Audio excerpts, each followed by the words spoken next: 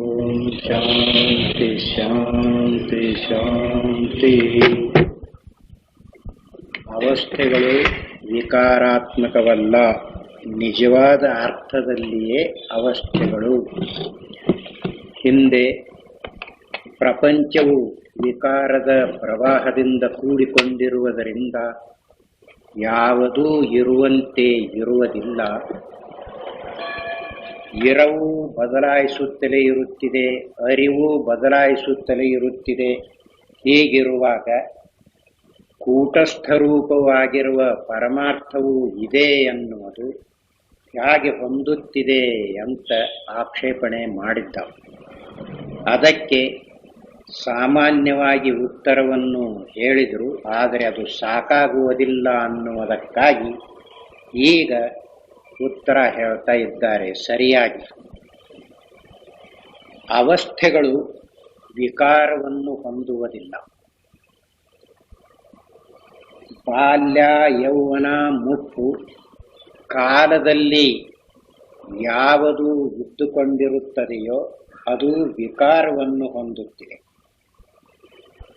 ಯಾವುದು ಕಾಲದ ಕಟ್ಟಿಗೆ ಸಿಗದೆ ಸ್ವತಂತ್ರವಾಗಿ ಇದ್ದುಕೊಂಡಿದೆಯೋ ಅದು ವಿಕಾರವನ್ನು ಹೊಂದುವುದಿಲ್ಲ. ಎಚ್ಚರವಾಗಲಿ, ಕನಸಾಗಲಿ, ನಿದ್ರೆಯಾಗಲಿ ವಿಕಾರವನ್ನು ಹೊಂದುವ ಅನುಭವವು ಲೋಕದಲ್ಲಿ ಯಾರಿಗೂ ಇಲ್ಲ. ಅವಸ್ಥೆಗಳ ಒಳಗೆ ತೋರಿಕೊಳ್ಳುವ ಪದಾರ್ಥಗಳಲ್ಲಿ ವಿಕಾರಗಳು ಇರಬಹುದು, ಆದರೆ ಅವಸ್ಥೆಗಳು ಮಾತ್ರ ವಿಕಾರವನ್ನು ಹೊಂದುವುದಿಲ್ಲ. ಅದನ್ನೇ ಇಲ್ಲಿ ತೋರಿಸ್ತಾ ಇದ್ದಾರೆ. ಪ್ರಪಂಚದಲ್ಲಿ ಯಾವುದೊಂದು ವಿಕಾರವಿಲ್ಲದೆ ಒಂದು ಕ್ಷಣವೂ ನಿಲ್ಲುವುದಿಲ್ಲವೆಂಬುದನ್ನು ಒಂದರ್ಥದಲ್ಲಿ ಎಲ್ಲರೂ ಒಪ್ಪಬೇಕು. ಪ್ರಪಂಚದಲ್ಲಿ ತೋರಿಕೊಳ್ಳುವ ಪದಾರ್ಥಗಳಿವೆಯಲ್ಲ, ಕ್ಷಣ ಕ್ಷಣಕ್ಕೂ ಬದಲಾವಣೆಯನ್ನು ಹೊಂದುತ್ತಲೇ ಇರುತ್ತಿವೆ. ಅವನ ಪ್ರಕಾರ ಕ್ಷಣ ಕ್ಷಣಕ್ಕೂ ವಿಕಾರವನ್ನು ಹೊಂದುತ್ತಿದೆ ಎನ್ನುವುದಕ್ಕಿಂತ ವಿಕಾರದ ಪ್ರವಾಹ ರೂಪವೇ ಇದ್ದುಕೊಂಡಿದೆ ಅಂತ ಹೇಳುವುದೇ ಸರಿ. ಆದ್ದರಿಂದ ವಸ್ತುಗಳು ಆಗ ಆ ಸ್ಥಿತಿಯಲ್ಲಿದ್ದವು, ಈಗ ಈ ಸ್ಥಿತಿಯಲ್ಲಿವೆ ಎಂದು ನಾವು ಮಾತನಾಡಿಕೊಳ್ಳುವುದು ಕಲ್ಪಿತವೂ ಸಾಪೇಕ್ಷಕವೂ ಆಗಿರುವ ವ್ಯವಹಾರವಲ್ಲದೆ, ವಸ್ತುಗಳಿಗೆ ನಿಜವಾಗಿಯೂ ಬೇರೆ ಬೇರೆ ಅವಸ್ಥೆಗಳು ಉಂಟೆಂಬುದು ನಿಜವಲ್ಲ. ವಿಕಾರದ ಪ್ರವಾಹವು ಇದ್ದುಕೊಂಡಿರುವಾಗ ಇಂಥ ವಸ್ತು ಮೊದಲಿಗೆ ಹೀಗಿತ್ತು, ಇನ್ನು ಮೇಲೆ ಈ ಸ್ಥಿತಿಯಲ್ಲಿರುತ್ತಿದೆ ಅಂತ ಹೀಗೆ ಹೇಳುತ್ತೇವಲ್ಲ, ಅದು ಸಹಿತ ಹೊಂದುವುದಿಲ್ಲ. ಕಲ್ಪನೆ ಮಾಡಿಕೊಂಡು ಹೇಳುವುದಾಗಿದೆ. ಆದ್ದರಿಂದಲೇ ಯಾವ ಪದಾರ್ಥಗಳಿಗೆ, ವಸ್ತುಗಳಿಗೆ ಅವಸ್ಥೆಗಳು ಅಂತ ಹೇಳುವ ಮಾತೇ ಸರಿಯಲ್ಲ. ಇಂಥ ಒಂದು ವಸ್ತು ಇಂಥ ಕಾಲದಲ್ಲಿ ಈ ಸ್ಥಿತಿಯಲ್ಲಿತ್ತು ಎನ್ನುವಾಗಲೂ ಆ ವಸ್ತು ಚಲನ ರೂಪವಾಗಿಯೇ ಇರುತ್ತಿತ್ತು.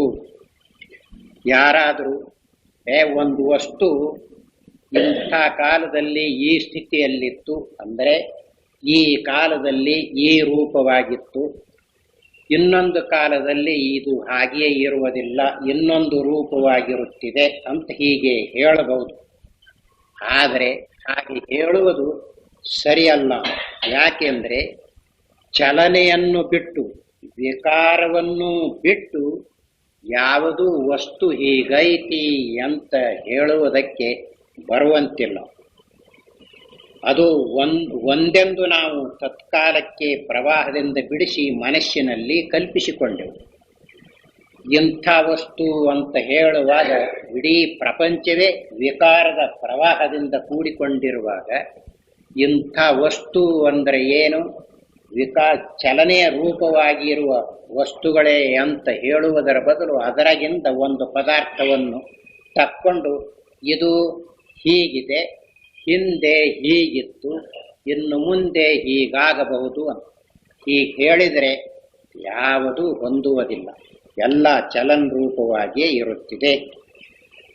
ಹೊಳೆ ಆ ಕಡೆಯ ನೀರು ಈ ಕಡೆಯ ನೀರಿಗಿಂತ ವೇಗವಾಗಿ ಹರಿಯುತ್ತಿದೆ ಎಂದು ಹೇಳುವಾಗಲೂ ಎಲ್ಲ ನೀರು ಹೇಗೆ ಒಂದೇ ಪ್ರವಾಹವಾಗಿರುವುದೋ, ಪ್ರವಾಹಕ್ಕಿಂತ ಬೇರೆಯಾದ ನೀರೆಂಬುದು ಹೇಗೆ ಇರುವುದೇ ಇಲ್ಲವೋ, ಹಾಗೆಯೇ ಎಲ್ಲವೂ ಒಂದೇ ಚಲನ ಪ್ರವಾಹ ರೂಪವಾಗಿ ಬಿಟ್ಟಿರುತ್ತದೆ. ಈಗ ಈ ಕಡೆಯ ನೀರು ಆ ಕಡೆಯ ನೀರಿಗಿಂತ ವೇಗವಾಗಿ ಹರಿಯುತ್ತಿದೆ ಅಂತ ಹೇಳುವಾಗ ಈ ಕಡೆಯ ನೀರಂದ್ರೂ ಅದೇ ನೀರು, ಆ ಕಡೆಯ ನೀರು ವೇಗವಾಗಿ ಹರಿಯುತ್ತಿದೆ ಅಂದರೂ ಅದೇ ನೀರು. ನೀರನ್ನು ಬಿಟ್ಟು, ಪ್ರವಾಹವನ್ನು ಬಿಟ್ಟು ಬೇರೆ ಹೇಗೆ ಆ ಕಡೆಗೆ ಈ ಕಡೆಗೆ ಅಂತ ಹೇಳುವ ಮಾತು ಹೊಂದುವುದಿಲ್ಲವೋ, ಅದರಂತೆಯೇ ವಿಕಾರ ಪ್ರವಾಹ ರೂಪದಿಂದ ಕೂಡಿಕೊಂಡಿರುವಾಗ ಆ ವಸ್ತು ಹೀಗಿತ್ತು ಮೊದಲು, ಈ ವಸ್ತು ಹೀಗೈತಿ ಅಂತ ಹೀಗೆ ಕಲ್ಪನೆ ಮಾಡಿದರೆ ಹೊಂದುವುದಿಲ್ಲ. ಸಂಗೀತದ ರಾಗಾಲಾಪದಲ್ಲಿ ಬೇರೆ ಬೇರೆ ಸ್ವರಗಳೆಂಬ ಭಾಗಗಳನ್ನು ಕಲ್ಪಿಸುವಂತೆ ಇಡೀ ವಿಶ್ವದಲ್ಲಿ ಭಾಗಗಳನ್ನು ನಮ್ಮ ಬುದ್ಧಿಯು ಕಲ್ಪಿಸಬಹುದಾದರೂ ಅದರಲ್ಲಿ ಆ ಭಾಗಗಳು ನಿಜವಾಗಿಯೂ ಇರುವೆನ್ನುವುದಕ್ಕೆ ಪ್ರಮಾಣವಿಲ್ಲ. ರಾಗವನ್ನು ಮಾಡ್ತಾ ಇದ್ದಾನೆ, ರಾಗ ಮಾಡುವಾಗ ಸಪ್ತ ಸ್ವರಗಳು ಅಂತಿದ್ದುಕೊಂಡಿವೆಯಲ್ಲ, 7 ಸ್ವರಗಳು. ಯಾವುದನ್ನು ಮಾಡಿದರೂ ಆ ಸ್ವರದಲ್ಲಿಯೇ ಅವೆಲ್ಲ ಅಂತರ್ಭಾವವಾಗುತ್ತಿದೆ. ಅದರಂತೆಯೇ ಇಲ್ಲಿ ಚಲನೆಯಲ್ಲಿಯೇ ಎಲ್ಲವೂ ಅಂತರ್ಭಾವವಾಗುತ್ತಿದೆ. ಚಲನೆಯನ್ನು ಬಿಟ್ಟು ಬೇರೆ ಪದಾರ್ಥಗಳು ಅಂತ ಹೇಳುವುದಕ್ಕೆ ಬರುವುದಿಲ್ಲ. ಆದ್ದರಿಂದಲೇ ಹೀಗೆ ಯಾರು ನೋಡಿಕೊಳ್ಳುತ್ತಾರೆಯೋ ಅಂಥವರಿಗೆ ಕೂಟಸ್ಥರೂಪವಾದ ಪರಮಾರ್ಥವು ಐತಿ ಎನ್ನುವುದು ಹೇಗೆ ಸಿದ್ಧವಾಗುತ್ತಿದೆ ಅಂತ ಅವನ ಮಾತನ್ನೇ ಅನುವಾದ ಮಾಡಿಕೊಂಡು ತೋರಿಸಿದ್ದಾರೆ. ಹೀಗಿದ್ದರೂ ಈಗ ನಾವು ವಿಚಾರಕ್ಕೆ ತೆಗೆದುಕೊಂಡಿರುವ ಎಚ್ಚರ, ಕನಸು, ತನಿನಿದ್ರೆ ಎಂಬ ಅವಸ್ಥೆಗಳು ಹೀಗೆ ಪ್ರವಾಹ ರೂಪವಾಗಿರುತ್ತಿವೆ ಎನ್ನುವುದಕ್ಕಾಗುವುದಿಲ್ಲ. ಈಗ ಅದಕ್ಕೆ ಉತ್ತರ ಹೇಳಬೇಕಾಗಿದೆಯಲ್ಲ. ಮನುಷ್ಯನಿಗೆ ಎಚ್ಚರ, ಕನಸು, ನಿದ್ರೆ ಹೀಗೆ 3 ಬರುತ್ತಿವೆ ಅಂತ ಭಾವನೆ ಇದ್ದುಕೊಂಡಿದೆ. ಈ ಅವಸ್ಥೆಗಳಿವೆಯಲ್ಲ, ಯಾವುದರ ಪ್ರವಾಹ ರೂಪವಾಗಿದೆ ಅಂತ ನಿರ್ಣಯ ಮಾಡುವುದಕ್ಕೆ ಅನುಭವದ ಬೆಂಬಲವಿಲ್ಲ. ಈಗ ಎಚ್ಚರವು ಇದೆ, ಇದೇ ವಿಕಾರವನ್ನು ಹೊಂದಿ ಕನಸಾಗುತ್ತಿದೆಯೇ, ಕನಸು ವಿಕಾರವನ್ನು ಹೊಂದಿ ನಿದ್ರೆಯಾಗುತ್ತಿದೆಯೇ, ನಿದ್ರೆಯು ವಿಕಾರವನ್ನು ಹೊಂದಿ ಎಚ್ಚರವಾಗುತ್ತಿದೆಯೇ? ಎಲ್ಲ. ಆದ್ದರಿಂದ ವಿಕಾರದ ಪ್ರವಾಹ ಅಂತ ಅವನು ಹೇಳಿದ್ದನಲ್ಲ, ಅದು ಈಗ ನಿಂತು ಹೋಗುತ್ತಿದೆ. ಹೇಗೆ ನಿಲ್ಲುತ್ತಿದೆ ಎನ್ನುವುದನ್ನು ಅನುಭವದಿಂದ ನೋಡಿ ನಿರ್ಣಯ ಮಾಡಬೇಕು. ಬರೀ ಪ್ರಪಂಚದ ಕಡೆಗೆ ಲಕ್ಷ್ಯ ಮಾಡಿ ನೋಡಿದರೆ ವಿಕಾರದ ಪ್ರವಾಹವು ಇರುವುದು ನಿಜ. ಯಾಕೆಂದರೆ ಪದಾರ್ಥಗಳು ಪದಾರ್ಥ ಅನ್ನುವಾಗಲೇನೆ ಅವು ವಿಕಾರ ರೂಪವಾದ ಪದಾರ್ಥಗಳೇ, ವಿಕಾರವನ್ನು ಬಿಟ್ಟು ಬೇರೆ ಇರುವುದಿಲ್ಲ.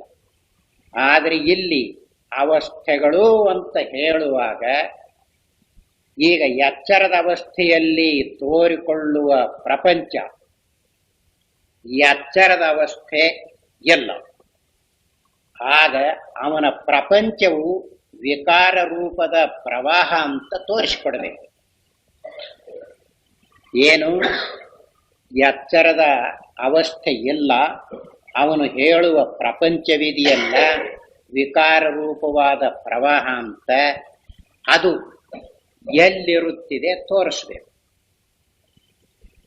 ಪ್ರಪಂಚವು ತೋರಿದಾಗ ಆ ವಿಕಾರ ರೂಪವಾದ ಪ್ರವಾಹವು ಇದೆ ಅಂತ ಹೀಗೆ ಹೇಳಬೇಕಾಗುತ್ತೆ. ಈಗ ಪ್ರಪಂಚ ಎಲ್ಲಿದೆ? ಎಚ್ಚರದ ಅವಸ್ಥೆ ಇಲ್ಲದಾಗ. ಇದು ಸುಮ್ಮನೆ ಏನೋ ಒಂದು ಯುಕ್ತಿಯನ್ನು ಮಾಡ್ತಾರ ಅಂತ ಕಲ್ಪಿಸಬಾರದು. ಅನುಭವದಲ್ಲಿ ಹಾಗಿದೆಯೋ ಇಲ್ಲವೋ ಅಂತ ನೋಡಿಕೊಳ್ಳಬೇಕು. ಎಚ್ಚರವು ವಿಕಾರವನ್ನು ಹೊಂದಿ ಕನಸಾಗುವುದು ಯಾರ ಅನುಭವದಲ್ಲಿ ಆದರೂ ಇದೆಯೇ? ಕನಸು ವಿಕಾರವನ್ನು ಹೊಂದಿ ನಿದ್ರೆಯಾಗುತ್ತಿದೆಯೇ? ನಿದ್ರೆಯು ವಿಕಾರವನ್ನು ಹೊಂದಿ ಎಚ್ಚರವಾಗುತ್ತಿದೆ. ವಿಕಾರ ಹೊಂದುವುದು ಅಂದರೆ ಮೊದಲಿಗೆ ಒಂದು ರೂಪವಾಗಿದ್ದು ಬರಬರುತ್ತಾ ಇನ್ನೊಂದು ರೂಪವನ್ನು ಹೊಂದುವುದಿದೆಯಲ್ಲ, ಅದಕ್ಕೆ ಪರಿಣಾಮ ಅಥವಾ ವಿಕಾರ ಅಂತ ಕರೆಯುತ್ತಾರೆ. ಎಚ್ಚರವೇ ಬರ್ತಾ ಬರ್ತಾ ಇನ್ನೊಂದು ಅವಸ್ಥೆಯಾಗುತ್ತಿದೆಯೇ? ನಿದ್ರೆಯು ಇನ್ನೊಂದು ಅವಸ್ಥೆಯಾಗುತ್ತಿದೆಯೇ? ಕನಸು ಅಂತ ಎಚ್ಚರದ ದೃಷ್ಟಿಯಿಂದ ಹೇಳುವಾಗ ಕನಸು ಅಂತ ಹೇಳುವುದು, ಅದರ ಅನುಭವ ಇರುವಾಗ ಅದು ಎಚ್ಚರವೇ. ಅದು ಪರಿಣಾಮ ಹೊಂದಿ ಇನ್ನೊಂದು ಅವಸ್ಥೆಯಾಗುತ್ತಿದೆಯೇ? ಹೀಗಾಗಿತ್ತು ಅಂದ್ರೆ ಅವು ಬೇರೆ ಬೇರೆ ಅಂತ ತೋರುವುದಕ್ಕೆ ಸಾಧ್ಯವಿತ್ತೆ. ಯಾಕೆ ಅಂದ್ರೆ ಎಚ್ಚರವು ಮುಗಿಯಿತು, ಮತ್ತೊಂದು ಅವಸ್ಥೆ ತೋರ್ತಾ ಇದೆ. ಒಂದೇ ಅವಸ್ಥೆಯೇ ಹೀಗೆ ವಿಕಾರ ಹೊಂದಿಕೊಂಡು ತೋರ್ತಿತ್ತು ಅಂದ್ರೆ ಹಾಗೆ ಅದೇ ವಿಕಾರ ಹೊಂದಿ ಮುಂದೆ ಈ ರೂಪಕ್ಕೆ ಬಂದೈತಿ ಅಂತ ಈಗ ತೋರಿಸ್ಬೇಕು. ಶರೀರವು ವಿಕಾರವನ್ನು ಹೊಂದಿ ಯೌವನವು ಬಂದಿದೆ, ಅದೇ ಶರೀರವು ವಿಕಾರವನ್ನು ಹೊಂದಿ ಮುಪ್ಪು ಬಂದಿದೆ ಅಂತ ಹೇಳ್ತಾ ಇದೆಯಲ್ಲ. ಹಾಗೆ ಅವಸ್ಥೆಯು ವಿಕಾರವನ್ನು ಹೊಂದಿ ಇನ್ನೊಂದು ರೂಪವಾಗಿದೆ, ಅದೇ ವಿಕಾರವನ್ನು ಹೊಂದಿ ಇನ್ನೊಂದು ರೂಪವಾಗಿದೆ ಅಂತ ಹೀಗೆ ಅನುಭವದಲ್ಲಿ ತೋರಿಸ್ಬೇಕು. ಹಾಗೆ ತೋರಿಸುವುದಕ್ಕೆ ಅನುಭವ ಇಲ್ಲ. ಆದ್ದರಿಂದಲೇ ಅವಸ್ಥೆಗಳು ನಿಜವಾದ ಅರ್ಥದಲ್ಲಿ ಅವಸ್ಥೆಗಳು, ನಿಜವಾದ ಅರ್ಥದಲ್ಲಿ ಅಂದ್ರೆ ಸತ್ಯರೂಪ ಅಂತ ಅರ್ಥವಲ್ಲ. ಅವಸ್ಥೆಗಳು ಅಂದ್ರೆ ಅವಸ್ಥೆಗಳು, ಅವು ವಿಕಾರವನ್ನು ಹೊಂದುವುದಿಲ್ಲ ಅಂತ ಅರ್ಥ. ಹೀಗೆ ಅದಕ್ಕನ ನಿಜವಾದ ಅರ್ಥದಲ್ಲಿ ಅಂತ ಹೇಳಿರು. ನಿಜವಾದ ಅರ್ಥದಲ್ಲಿ ಅಂತ ಹೇಳಿರುವುದರಿಂದ ಸತ್ಯ ರೂಪವಾಗಿರುತ್ತಿವೆ ಅಂತ ಆಗಲ್ಲ. ಮತ್ತೇನು ಅಂದ್ರೆ ಅವು ವಿಕಾರವನ್ನು ಹೊಂದದೆ ಅವು ಇರುವಂತೆ ಇರುತ್ತಿವೆ ಅಂತ ಇಷ್ಟು ಮಾತ್ರ ಅವಕ್ಕೆ ಅರ್ಥ. ಎಚ್ಚರದಲ್ಲಿ ಎರಡನೆಯದೊಂದು ಕಾಣಿಸುತ್ತಿದೆ, ನಿದ್ರೆಯಲ್ಲಿ ಏನೇನೂ ಕಾಣಿಸುವುದಿಲ್ಲ. ಇಂಥ ಅತ್ಯಂತ ವಿರುದ್ಧ ಸ್ವಭಾವದ ಅವಸ್ಥೆಗಳು ಒಂದಕ್ಕೊಂದು ಸೇರಿಕೊಂಡಿವೆ ಎಂದಾಗಲಿ, ನದಿಯ ನೀರಿನಂತೆ ಒಂದು ಅವಸ್ಥೆಯು ಮುಂದುವರೆದು ಮತ್ತೊಂದು ಆಯಿತೆಂದಾಗಲಿ ಹೇಳುವುದಕ್ಕೆ ಯಾರಿಂದಲೂ ಆಗಲಾರದು. ಎಚ್ಚರ ಅಂದ್ರೆ ದೃಶ್ಯ ರೂಪದಿಂದ ಕೂಡಿಕೊಂಡಿದೆ, ನಿದ್ರೆ ಅಂದ್ರೆ ಯಾವ ದೃಶ್ಯ ರೂಪವೂ ಎಲ್ಲದ್ದು. ಹೀಗಿರುವಾಗ ಇಷ್ಟು ವಿರೋಧ ರೂಪವಾಗಿರುವ ಅವಸ್ಥೆಗಳು ಅದು ಒಂದೇ ವಿಕಾರವನ್ನು ಹೊಂದಿ ಹೀಗಾಯಿತು ಅಂತ ಹೇಳುವುದಕ್ಕೆ ಅನುಭವದ ಬೆಂಬಲವಿದೆಯೇ? ಇಲ್ಲ. ಈಗ ಹೇಳುವಾಗ ಹಾಗೆ ನಮ್ಮ ಅನುಭವದಲ್ಲಿ ಇದೆ ಅಂತ ನೋಡಿಕೊಂಡು ನಿರ್ಣಯ ಮಾಡಿಕೊಳ್ಳಬೇಕು. ಹೇಳ್ತಲ್ಲ, ಅವರು ಆಕ್ಷೇಪಣೆ ಮಾಡುವಾಗ ಅತ್ತಾಗ ಓಡಿ ಹೋಗ್ತೀವಿ, ಉತ್ತರ ಹೇಳುವಾಗ ಇವ್ರ ಕಡೆಗೆ ಓಡಿ ಬರ್ತೀವಿ. ಹೀಗಾಗಬಾರ್ದು. ಅನುಭವದಲ್ಲಿ ಇರುವಂತೆ ನೋಡ್ಕೋಬೇಕು. ಅನುಭವದಲ್ಲಿ ಇರುವಂತೆ ನೋಡಿಕೊಂಡ್ರೆ ಯಾವ ದೋಷವೂ ಇಲ್ಲದೆ ನಿರ್ಣಯಕ್ಕೆ ಬರುತ್ತದೆ. ಈಗ ನಿದ್ರೆ ಅಂದರೆ ಯಾವ ದೃಶ್ಯ ರೂಪವೂ ಇಲ್ಲ, ಎಲ್ಲರ ಅನುಭವದಲ್ಲಿ. ಇಂಥದ್ದು ಎಚ್ಚರವೇ ಪರಿಣಾಮ ಹೊಂದಿ ಹಾಗಾಯಿತು ಅನ್ನೋದಾಗಲಿ, ಅಥವಾ ನಿದ್ರೆಯೇ ವಿಕಾರವನ್ನು ಹೊಂದಿ ಎಚ್ಚರವಾಯಿತು ಅನ್ನೋದಾಗಲಿ ಹೀಗೆ ಹೊಂದುತ್ತಿದೆಯೇ? ಎಲ್ಲ. ಆದ್ದರಿಂದಲೇ ಎಲ್ಲವೂ ವಿಕಾರದ ಪ್ರವಾಹ ಅಂತ ಹೇಳ್ತಾ ಇದ್ನಲ್ಲ, ಈಗೇನಾಯಿತು, ಆ ವಿಕಾರದ ಪ್ರವಾಹ ನಿಂತು ಹೋಯಿತು. ಆ ವಿಕಾರದ ಪ್ರವಾಹ ಹೇಳುವಾಗ ಯಾವುದು ದೃಶ್ಯ ರೂಪವಾಗಿ ತೋರ್ತಾ ಇತ್ತಲ್ಲ, ಅದು ಹಾಗಿರುವುದೇ. ಈಗ ಆ ಅವಸ್ಥೆ ಇಲ್ಲ, ಇಡೀ ದೃಶ್ಯ ರೂಪವೆಲ್ಲ ಎಚ್ಚರದ ಅವಸ್ಥೆಗೆ ಕಟ್ಟು ಬಿದ್ದಿರುವುದರಿಂದ ಎಚ್ಚರದ ಅವಸ್ಥೆ ಎಲ್ಲ ವಿಕಾರದ ಪ್ರವಾಹ ತೋರಿಸ್ಬೇಕು. ಯಾವುದೈತಿ ವಿಕಾರದ ಪ್ರವಾಹ? ಇರ್ಬೇಕಲ್ಲ, ತೋರಿಸುವುದಕ್ಕ ಇರ್ಬೇಕಲ್ಲ. ಯಾವುದರಿಂದ ತೋರಿಸ್ಬೇಕೋ ಅದು ಇಲ್ಲ. ಯಾವುದು ವಿಕಾರದ ಪ್ರವಾಹವಾಗಿದೆಯೋ ಅದು. ಬುದ್ಧಿಯಿಂದ ಅಳೆಯುತ್ತಾನಲ್ಲ, ಅದು ಇಲ್ಲ. ಗೋಚರವಾಗುತ್ತಿದೆಯಲ್ಲ ವಿಕಾರವಾಗಿ, ಅದು ಇಲ್ಲ. ಹೀಗಿರುವಾಗ ಯಾವುದದು ವಿಕಾರದ ಪ್ರವಾಹ? ಆದ್ದರಿಂದಲೇ ಈ ಅವಸ್ಥೆಗಳು ವಿಕಾರವನ್ನು ಹೊಂದುವುದಿಲ್ಲ, ಚಲನೆಯನ್ನು ಹೊಂದುವುದಿಲ್ಲ, ಪರಿಣಾಮವನ್ನು ಹೊಂದುವುದಿಲ್ಲ. ಇದನ್ನು ಸಹಿತ ಅನುಭವದಲ್ಲಿ ಆಗಿದೆ ಅಂತ ನೋಡ್ಕೋಬೇಕು. ಎಚ್ಚರ ಅಂತ ಹೇಳುವಾಗ ಎಷ್ಟೇ ಇರಲಿ ಅದನ್ನು ಎಚ್ಚರ ಅಂತಲೇ ಹೇಳೋದು. ಅದು ನೋಡಿಕೊಳ್ಳುವಾಗ ದಿನಕ್ಕ 3 ಅವಸ್ಥೆಗಳು ಹೋಗ್ತವು ಮತ್ತೆ ಬರ್ತಾವು ಅಂತ ಕಲ್ಪನೆ ಮಾಡುತ್ತಾರಲ್ಲ, ಬರ್ಲಿ. ಬಂದಾಗ ಇದಕ್ಕೇನಂತಾರ? ಎಚ್ಚರ. ಅದಕ್ಕೇನಂತಾರ? ಅದಕ್ಕೂ ಎಚ್ಚರ. ಇನ್ನೊಂದಕ್ಕೇನಂತಾರ? ನೇತ್ರೆ. ಇವುಗಳು ವಿಕಾರ ಹೊಂದಿವೆಯೇ, ಬದಲಾಯಿಸಿವೆಯೇ, ಏನಾದರೂ ಸ್ವಲ್ಪ ಹೆಚ್ಚು ಕಡಿಮೆ ಆಗಿವೆಯೇ ಅನುಭವದಲ್ಲಿ ನೋಡ್ಕೋಬೇಕು. ನಿನ್ನೆ ಹೇಳ್ತಲ್ಲ, ಜನರಿಗೆ ಏನ್ ಅನಿಸ್ತೈತಿ ಅಂದ್ರೆ, ಅಲ್ರಿ ಅವಾಗ ಹುಡುಗರಾಗಿರುವಾಗ 7-8 ಗಂಟೆ ನಿದ್ರಿ ಮಾಡ್ತಿದ್ವಿ, ಈಗ 2 ಗಂಟೆ ಆಗುತ್ತಿದೆ ಅಂತ ಹೇಳ್ತಾರೆ. 2 ಗಂಟೆ ಅನ್ನೋದು ಎಚ್ಚರದ ಅಭಿಮಾನದಿಂದ ಹೇಳೋದು. ಅದು ಎಚ್ಚರದ ಗಡಿಯಾರ ನೋಡಿರ್ತೀರಿ, ಮಲಗಿರ್ತೀರಿ, ಮತ್ತೆ ಎದ್ದ ನಂತರ ಎಚ್ಚರದ ಗಡಿಯಾರ ನೋಡಿ ನಡುಕಿನ ಅಂತರನ 2 ಗಂಟೆ ಅಂತೇಳಿ. ಕಾಲವಿದೆಯ ನಿದ್ರೆಯಲ್ಲಿ ಯಾವುದಿದ್ರು 2 ಗಂಟೆ ಆದ್ರೂ ಅದಕ್ಕೇನನ್ಬೇಕು? ನಿದ್ರಿನ ಅನ್ಬೇಕು. ಹೀಗಿರುವಾಗ ಅದು ಏನ್ ತೋರಿಸ್ತೈತಿ ಅಂದ್ರೆ, 2 ಗಂಟೆ ನಿದ್ರೆ ಆಯ್ತು ಅಂದ್ರೆ ಉಳಿದದ್ದು 6 ಗಂಟೆ ಐತಲ್ಲ ಎಚ್ಚರಿತ್ತು ಅಂತ ಕಲ್ಪನಾ ಮಾಡ್ತಾರೆ.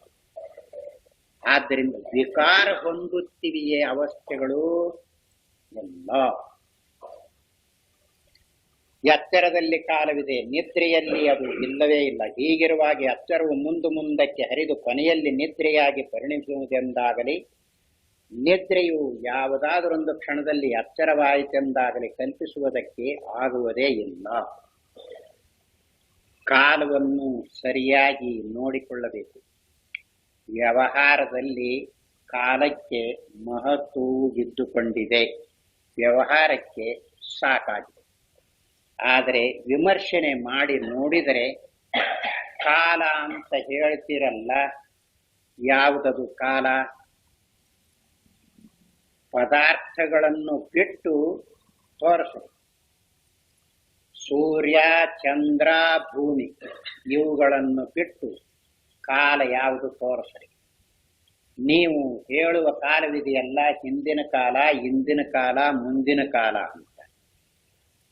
ಅದು ಯಾವುದದು? ಹಿಂದಿನ ಕಾಲ ಅಂದ್ರೆ ಯಾವುದರ ಹಿಂದ? ಹಿಂದಿನ ಕಾಲ ಅಂದ್ರೆ ಯಾವ ಕಾಲ ಅದು? ಮುಂದಿನ ಕಾಲ ಅಂದ್ರೆ ಯಾವುದರ ಮುಂದ? ನೀವು ಈಗ ಆ ಕಾಲವನ್ನು ಹೇಳ್ತಾ ಇದ್ದೀರಲ್ಲ, ನಿಮ್ಮ ಕಾಲ ಅಂತ ಇಟ್ಟುಕೊಂಡ್ರೆ ನಿಮ್ಮ ಅಪ್ಪನಿಗೆ ಅದು ವರ್ತಮಾನವಾಗುತ್ತಿದೆ. ನಿಮಗೆ ಯಾವುದು ಭೂತವಾಗಿತ್ತೋ ಅವನಿಗೆ ವರ್ತಮಾನ, ನಿಮಗೆ ಯಾವುದು ವರ್ತಮಾನವಾಗಿದೆಯೋ ನಿಮ್ಮ ಮಕ್ಕಳಿಗೆ ಭೂತ, ಯಾವುದು ನಿಮಗೆ ಭವಿಷ್ಯತ್ತಾಗಿದೆಯೋ ಅದು ನಿಮ್ಮ ಮಕ್ಕಳಿಗೆ ವರ್ತಮಾನ. ಅಂದರೆ ಯಾವುದದು ಕಾಲ? ಪದಾರ್ಥಗಳನ್ನು ಬಿಟ್ಟು ತೋರಿಸ ವ್ಯವಹಾರ ಮಾಡ್ತಾ ಇದ್ದಾರೆ, ಅದು ಸರಿ. ಈಗ ಅದರ ತತ್ವ ಏನು ಅಂತ ಬೇಕಾಗಿದೆಯಲ್ಲ. ಪದಾರ್ಥ ಬಿಟ್ಟು ಸ್ವತಂತ್ರ ತೋರಿಸರಿ ಕಾಲನ ಬರ್ಬೇಕಲ್ಲ, ಅದು ಇರ್ಬೇಕಲ್ಲ, ಎಲ್ಲಿರ್ತತಿ? ಆದ್ದರಿಂದ ಯಾವುದದು ಕಾಲ? ಕಾಲದ ನಿರ್ಣಯವೇ ಇಲ್ಲದಿರುವಾಗ, ಅವಸ್ಥೆ ಒಳಗೆ ಇಟ್ಟುಕೊಂಡಿರುವ ಕಾಲವನ್ನು ಇನ್ನೊಂದಕ್ಕೆ ಹೇಳುವುದಕ್ಕೆ ಬರುತ್ತಿದೆಯೇ? ಎಚ್ಚರದ ಕಾಲವು ನಿದ್ರೆಯಲ್ಲಿದೆಯೇ? ನಿದ್ರೆಯು ವಿಕಾರವನ್ನು ಹೊಂದಿ ಎಚ್ಚರವಾಗುತ್ತಿದೆ ಅಂದರೆ ಕಾಲವುದಲ್ಲಿ ವಿಕಾರವಾಗುತ್ತಿದೆಯೇ? ನಿದ್ರೆ ಅವಸ್ಥೆಯಲ್ಲಿರುವ ಕಾಲವು ಎಚ್ಚರವನ್ನು ವಿಕಾರಪಡಿಸುತ್ತಿದೆಯೇ? ಆದ್ದರಿಂದ ಯಾವುದು ಕಾಲದಲ್ಲಿ ಐತಿ ಅಂತ ಇಟ್ಟುಕೊಂಡಿದ್ದೇವೆಯೋ ಅದು ವಿಕಾರವನ್ನು ಹೊಂದುತ್ತೆ. ಈಗ ಶರೀರ ಅಂತ ಇಟ್ಟುಕೊಂಡಿದ್ದೀರಲ್ಲ, ಬಾಲ್ಯ ಅಂತ ಆಗ್ತದೆ. ಯೌವನ ಅಂತ. ಯಾಕಂದ್ರೆ ವಿಕಾರವನ್ನು ಹೊಂದಿ ಇಂದ್ರಿಯ ಕರ್ಣಾದಿಗಳಿವೆಯಲ್ಲ ಪುಷ್ಟಿಯನ್ನು ಹೊಂದುತ್ತೀವಿ. ಆಮೇಲೆ ಕಾಲದಲ್ಲಿ ಪರಿಣಾಮವನ್ನು ಹೊಂದಿ ಮುಪ್ಪು ಹೊಂದುತ್ತೀವಿ. ಆ ನಂತರ ಕಾಲದಲ್ಲಿ ಹೊಂದಿ ಕೊನೆಗೆ ಇಲ್ಲದಂತೆ ಆಗುತ್ತೆ. ಹಾಗೆ ಅವಸ್ಥೆಯು ಕಾಲದಲ್ಲಿ ವಿಕಾರ ಹೊಂದುತ್ತಿದೆಯೇ ಎಲ್ಲ. ಆದ್ದರಿಂದಲೇ ಅವನು ಎಲ್ಲವೂ ವಿಕಾರದ ಪ್ರವಾಹವಾಗಿರುವಾಗ ಕೂಟಸ್ಥ ರೂಪವಾಗಿರುವುದು ಯಾವುದು ಅಂತ ಕೇಳುತ್ತ. ಈಗ ವಿಕಾರವನ್ನು ಅವನಿಗೆ ವಿಕಾರದ ಭಾವನೆ ಬಂದಿತ್ತಲ್ಲ, ಆ ವಿಕಾರವನ್ನು ಹೊಂದದೇ ಇರುವ ಅವಸ್ಥೆಯನ್ನು ಮೊದಲಿಗೆ ಹೇಳಿದೆ. ಎಚ್ಚರದಲ್ಲಿ ನಾನು ಕ್ಷಣ ಮಾತ್ರದಲ್ಲಿ ಕನಸು ಕಂಡೆನೆಂದು ನಮಗೆ ಗೋಚರವಾಗುವಾಗಲೂ ನಡುವೆ ನಿದ್ರೆ ಬಂದು ಎಚ್ಚರಕ್ಕೆ ಅತ್ಯಂತ ವಿಚ್ಛೇದ ಉಂಟಾದ ಮೇಲೆಯೇ ಕನಸು ಕಾಣಿಸಿಕೊಳ್ಳುವುದೆಂದು ನಮಗೆಲ್ಲರಿಗೂ ತೋರುತ್ತದೆ. ಈಗ ಕನಸಾಗಬೇಕಾದ್ರೆ ಮಧ್ಯದಲ್ಲಿ ನಿದ್ರೆ ಬಂದು ಕನಸಾಗ್ತೈತಿ. ಹೇಳಿದೆ, ವಿಚಾರ ಮಾಡುವಾಗ ಶಾಸ್ತ್ರ ಎಚ್ಚರ ಕನಸು ನಿದ್ರೆ ಹೀಗಿಟ್ಟುಕೊಂಡು ವಿಚಾರ ಮಾಡ್ತೈತಿ. ಆಗುವಾಗ ಎಚ್ಚರ ನಿದ್ರೆ ಕನಸು ಅಥವಾ ಎಚ್ಚರ ಹೀಗೆ ಆಗುವಾಗ ಹೀಗಾಗುತ್ತಿದೆ. ಆದ್ದರಿಂದಲೇ ನಿದ್ರೆ ಬರದೆ ಯಾರಿಗೂ ಕನಸು ತೋರಿಕೊಳ್ಳುವುದಿಲ್ಲ. ಅದು ಕನಸು ಅಂತ ಆಗನಿಸುವುದಿಲ್ಲ, ಅದು ಎಚ್ಚರವೆಂದೇ ತೋರ್ತಿರ್ತದೆ. ಇದರಿಂದ ಯಾವುದು ವಿಕಾರವನ್ನು ಹೊಂದುತ್ತಿದೆ, ವಿಕಾರ ಹೊಂದಬೇಕಾದರೆ ಕಾಲ ಯಾವುದೈತಿ ಮೂರಕ್ಕೂ ಸಮಾನವಾದ ಕಾಲ ಇರಬೇಕಲ್ಲ. ಎಚ್ಚರದಲ್ಲಿ ತೋರಿಕೊಳ್ಳುವ ಕಾಲ ಬೇರೆ, ನಿದ್ರೆಯಲ್ಲಿ ಕಾಲವಿಲ್ಲ, ಕನಸಿನಲ್ಲಿ ತೋರಿಕೊಳ್ಳುವ ಕಾಲವೇ ಬೇರೆ. ಅನುಭವದಲ್ಲಿರುವಂತೆ ನೋಡಿಕೊಳ್ಳಬೇಕು. ಈಗ ಎಚ್ಚರದಲ್ಲಿ ಈಗ ನೀವು ರಾತ್ರಿ 10, ರಾತ್ರಿ 11, 12, 1 ಅಂತ ಎಣಿಸ್ತಾ ಇದ್ದೀರಿ. ದೃಶ್ಯ ರೂಪದಿಂದ ಕೂಡಿಕೊಂಡಿರುವ ಇನ್ನೊಂದು ಅವಸ್ಥೆ ಬಂದಿದೆಯಲ್ಲ, ಅದು ಹಗಲೇ 12, ಹಗಲೇ 1, ಹಗಲೇ 2 ಅಂತ ತೋರಿಸ್ತೈತೆ ಅನುಭವದಲ್ಲಿರುವುದು. ಅವಾಗ ಹಗಲಿ ಅರಣ್ಯದಲ್ಲಿ ಸಂಚಾರ ಮಾಡಿದಂತೆ, ಹೊಲಕ್ಕೆ ಹೋದಂತೆ, ಅಂಗಡಿಗೆ ಹೋದಂತೆ, ಹುಡುಗರು ಸ್ಕೂಲ್ಗೆ ಹೋದಂತೆ ಹೀಗೆ ತೋರಿಕೊಳ್ಳುತ್ತೆ. ಅದು ಯಾವ ಕಾಲ? ಎಚ್ಚರದ ಕಾಲವೇ. ಎಚ್ಚರದ ಕಾಲ ರಾತ್ರಿ ತೋರಿಸ್ತೈತೆ, ಕನಸಿನ ಕಾಲ ಹಗಲಿ ತೋರಿಸ್ತೈತೆ. ಹಾಗಾದ್ರೆ ಈ ಕಾಲ ಯಾವುದು, ಆ ಕಾಲ ಯಾವುದು, ಎರಡು ಒಂದು ಅನ್ನೋದಕ್ಕೆ ಅನುಭವದ ಬೆಂಬಲವಿದೆಯೇ? ನಿದ್ರೆಯಲ್ಲಿಯೋ ಯಾರಿಗಾದರೂ 1 ಗಂಟೆ ಮುಗಿದು 2ನೇ ಗಂಟೆ ನಿದ್ರೆ ಶುರುವಾಗಿದೆ, 3ನೇ ಗಂಟೆ ಪ್ರಾರಂಭವಾಯಿತು ಅಂತ ಈಗ ಅನಿಸುತ್ತಿದೆಯೇ? ಎಲ್ಲ. ಹಾಗಾದರೆ ಈ ಕಾಲ, ದೇಶ, ಪ್ರಪಂಚ, ಪದಾರ್ಥಗಳು, ಜೀವರಾಶಿ ಎಲ್ಲಿ ತೋರ್ತವು? ಎಚ್ಚರದ ಅವಸ್ಥೆ ಬಂದಾಗ ತೋರ್ತವು. ಇಲ್ಲಿ ತೋರುವ ದೃಶ್ಯ ರೂಪ ಬೇರೆ. ಆ ಎಚ್ಚರ ಬರುತ್ತಿದೆಯಲ್ಲ, ಅಲ್ಲಿ ತೋರಿಕೊಳ್ಳುವ ದೃಶ್ಯ ರೂಪ ಬೇರೆ. ಅಲ್ಲಿರುವ ದೇಶ, ಅಲ್ಲಿರುವ ಕಾಲ, ಅಲ್ಲಿರುವ ಜೀವರಾಶಿ, ಅಲ್ಲಿರುವ ತೋರಿ ಅವು ಬೇರೆ. ಹೀಗೆ ಇರುವಾಗ ಈಗ ವಿಕಾರವನ್ನು ಹೊಂದುವುದಕ್ಕೆ ಕಾಲವು ಬೇಕಲ್ಲ. ಯಾವುದೈತಿ ಕಾಲ? ಇಲ್ಲವೇ ಇಲ್ಲ. ಇದು ಅಲ್ಲದೆ ಕನಸು ಆಗಿ ಎಚ್ಚರವಾಗುವಾಗ ನಡುವೆ ಒಂದಿಷ್ಟು ಸಂದನ್ನು ಕೂಡ ಬಿಡದೆ ಒಂದವಸ್ಥೆಯು ಹೋದ ಮೇಲೆ ಇನ್ನೊಂದು ಬಂದೇ ಬಿಡುತ್ತದೆ. ಆದ್ದರಿಂದ ಎಚ್ಚರ, ಕನಸು, ನಿದ್ರೆ ಎಂಬ 3 ನಿಜವಾದ ಅವಸ್ಥೆಗಳೆಂದು ಒಪ್ಪಬೇಕು. ಈ ಅವಸ್ಥೆಯನ್ನು ಅನುಭವಿಸುವಾಗ ಎಚ್ಚರ ಮುಗೀತು, ನಿದ್ರೆ ಬರಬೇಕಾದ್ರೆ 1-5 ಮಿನಿಟ್ ಆರಾಮ್ ತಗೊಂಡು ನಿದ್ರೆ ಬರುತ್ತಿದೆಯೇ? ನಿದ್ರೆ ಮುಗೀತು, 1-2 ಮಿನಿಟ್ ಆರಾಮ್ ತಗೊಂಡು ಕನಸು ತೋರಿಕೊಳ್ಳುತ್ತಿದೆಯೇ? ಕನಸು ಮುಗೀತು, ಮತ್ತೊಂದು 5-6 ಮಿನಿಟ್ ಬಿಟ್ಟು ಎಚ್ಚರ ಬರುತ್ತಿದೆಯೇ? ಅಂದರೆ ನಡಕ ಸಂದಿದೆಯೇ? ಈಗ ಜನರು ಉದ್ಯೋಗ ಮಾಡ್ತಾ ಇದ್ದಾರೆ, ಉದ್ಯೋಗ ಮಾಡಿ ಸಾಕಾಗಿರ್ತಕ್ಕಲ್ಲ, ಬರ್ರೋ ಸ್ವಲ್ಪ ಆರಾಮ್ ತಗೊಳ್ಳೋನು, ನೀರು ಕುಡಿಯೋನು ಅಂತ ನೀರು ಕುಡಿಯೋದಕ್ಕೆ ಕೂಡಿರ್ತಾರ, ಅಥವಾ ಬೀಡಿ ಸೇದಕ್ಕೆ ಕೂಡಿರ್ತಾರ, ಎಲೆ ಅಡಿಕೆ ಹಾಕೋದಕ್ಕೆ ಕೂಡಿರ್ತಾರ. ನಡಕ ಬಿಡುವು ತಗೊಂಡು ಮತ್ತೆ ಕೆಲಸ ಮಾಡ್ತಾರೆ. ಹಾಗೆ ಎಚ್ಚರ ಮುಗಿದು ಸ್ವಲ್ಪ ಬಿಡುವು ತಗೊಂಡು ನಿದ್ರೆ ಬರುತ್ತಿದೆಯೇ, ನಿದ್ರೆ ಬಿಡುವು ತಗೊಂಡು ಕನಸು ಬರುತ್ತಿದೆಯೇ, ಕನಸು ಬಿಡುವು ತಗೊಂಡು ಎಚ್ಚರ ಬರುತ್ತಿದೆಯೇ, ಅನುಭವದಲ್ಲಿರುವಂತೆ ನೋಡ್ಕೋಬೇಕು. ಈಗ ಹೇಳ್ತೈತಿ ಅಂತ ಸುಮ್ಮನೆ ಹ್ಞೂ ಅನ್ನಬಾರ್ದು. ಹ್ಞೂ ಅಂದ್ರೆ ಸರಿಯಾಗಿ ನೋಡ್ಕೊಳ್ಳುವುದಕ್ಕೆ ಬರಲಿಲ್ಲ ಅಂತ ತೋರಿಸ್ತೈತಿ. ಆದ್ದರಿಂದ ಈಗ ಏನ್ ತೋರಿಸುವುದಕ್ಕೆ ಹೊರಟಿದ್ದಾರೆ ಅಂದ್ರೆ ಎಲ್ಲವೂ ಚಲನೆಯ ರೂಪವಾಗಿದೆ, ವಿಕಾರದ ಪ್ರವಾಹವಾಗಿದೆ ಅಂತ ಹೇಳಿದ್ದಾನಲ್ಲ ಆಕ್ಷೇಪಕ, ಅವನಿಗೆ ಉತ್ತರವನ್ನು ಕೊಡಬೇಕಾಗಿದೆ. ಏನಂತ ಉತ್ತರ ಕೊಡಬೇಕಾಗೈತಿ? ನಿರ್ವಿಕಲ್ಪ ರೂಪವಾದ ಕೂಟಸ್ಥ ರೂಪವಾದ ಒಂದು ಪರಮಾರ್ಥವು ಇದೆ ಅಂತ ಉತ್ತರ ಕೊಡಬೇಕಾಗಿದೆ. ಅವನು ಎಲ್ಲ ವಿಕಾರ ರೂಪವಾಗಿರುವ ಯಾವುದರಿ ಅದು ಕೂಟಸ್ಥ ಪರಮಾರ್ಥ ಅನ್ನೋದು ಅಂತ ಕೇಳಿರು. ಅವನಿಗೆ ಮೊದಲಿಗೆ ಅನುಭವದಲ್ಲಿ ತೋರಿಸ್ಬೇಕು, ಅವಸ್ಥೆಗಳು ವಿಕಾರವನ್ನು ಹೊಂದುತ್ತಿದೆಯೇ? ಎಲ್ಲ ವಿಕಾರ ಹೊಂದಬೇಕಾದ್ರೆ ಕಾಲದಲ್ಲಿ ಇರಬೇಕು, ಅಥವಾ ಅವುಗಳು ನಡಕ ಸಂದು ಬಿಟ್ಟು ಅವಸ್ಥೆಯ ರೂಪವಾಗಿ ತೋರಬೇಕು. ಹಾಗಿಲ್ಲ.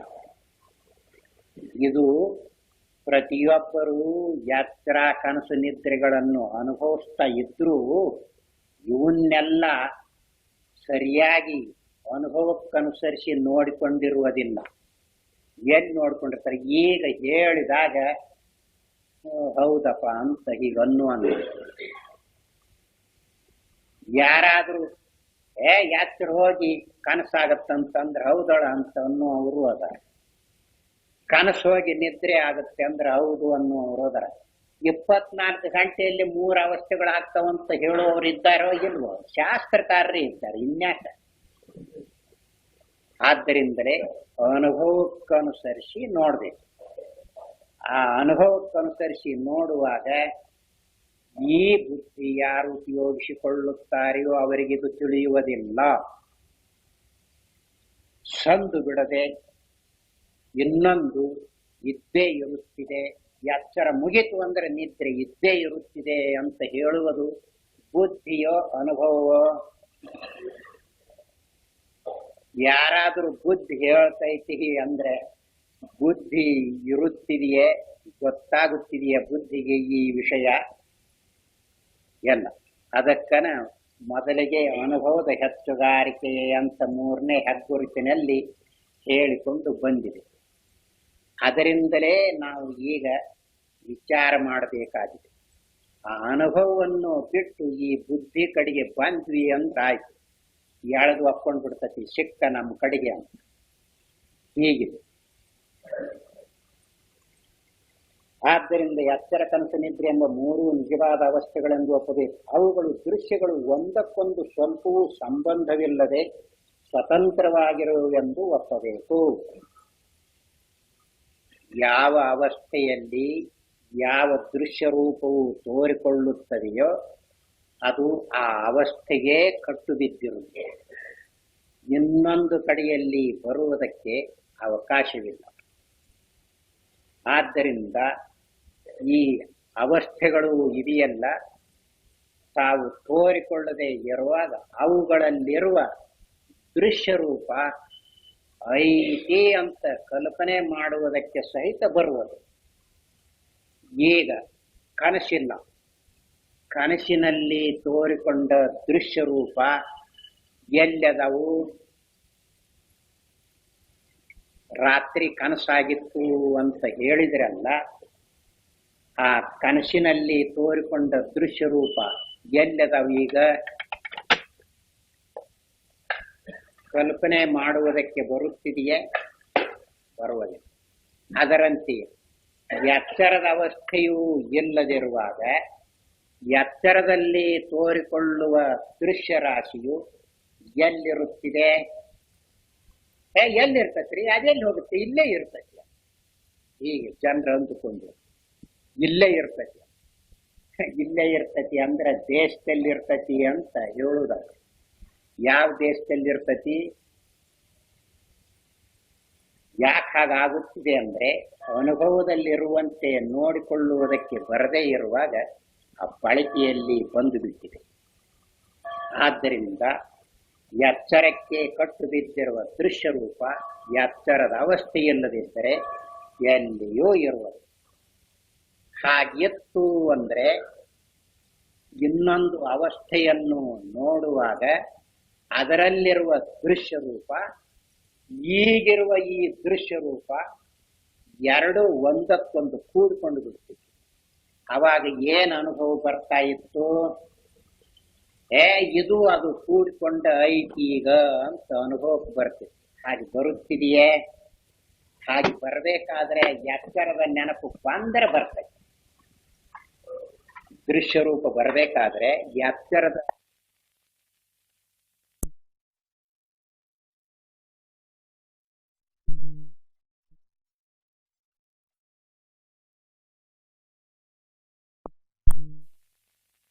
ಆದ್ರೆ ಎಚ್ಚರದ ನೆನಪು ಬರಬೇಕು. ಕನಸಿನಲ್ಲಿ ಬರುತ್ತಿದೆಯೇ ಎಲ್ಲ ಮತ್ತೆ ಹೇಗೆ ಬರ್ತೈತಿ? ಬರದೇ ಇದ್ರೆ ಈ ಅವಸ್ಥೆಗಳು ಯಾವುದಾದರೊಂದು ಯಾವುದೋ ಒಂದು ಕಾಲಕಪಾತಕ್ಕೆ ಇರುವ ಕಾಲ್ಪನಿಕ ಭಾವಗಳೆಲ್ಲವನ್ನು ಒಪ್ಪಬೇಕು.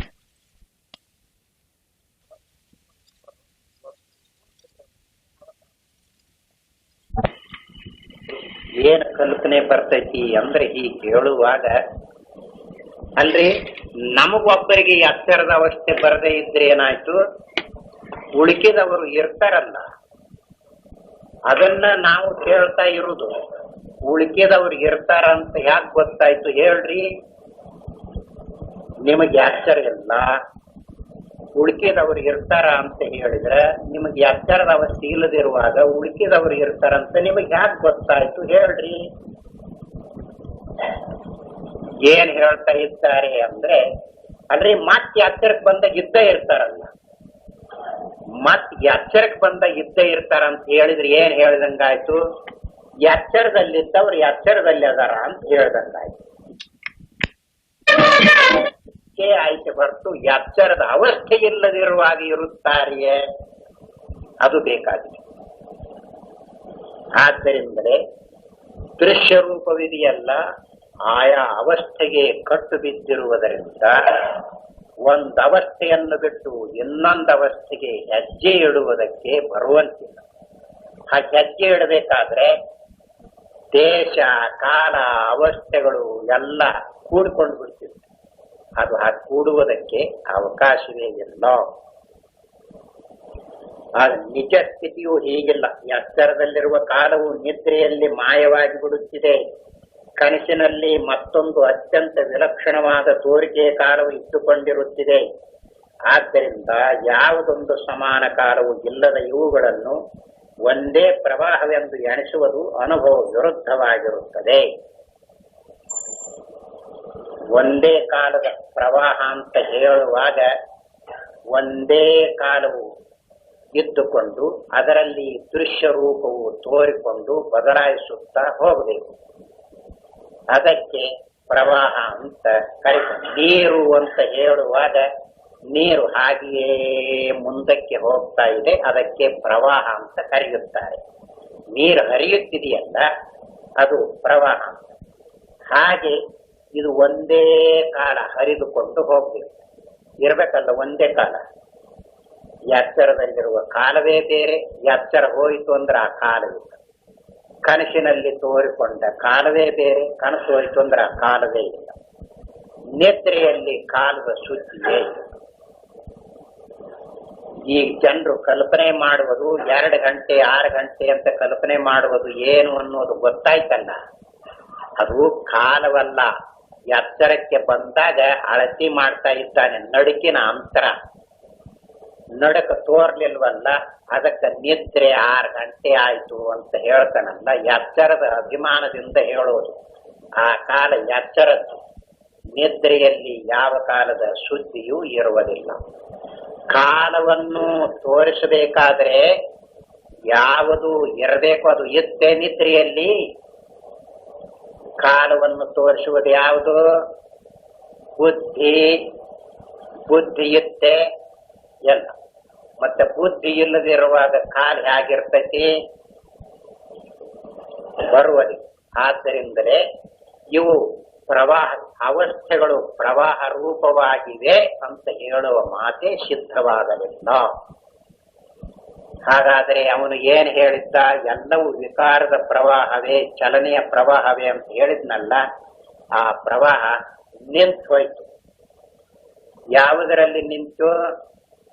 ಎಚ್ಚರ ಹೋಯ್ತು, ಅವನ ಪ್ರವಾಹ ನಿಂತು ಹೋಯ್ತು.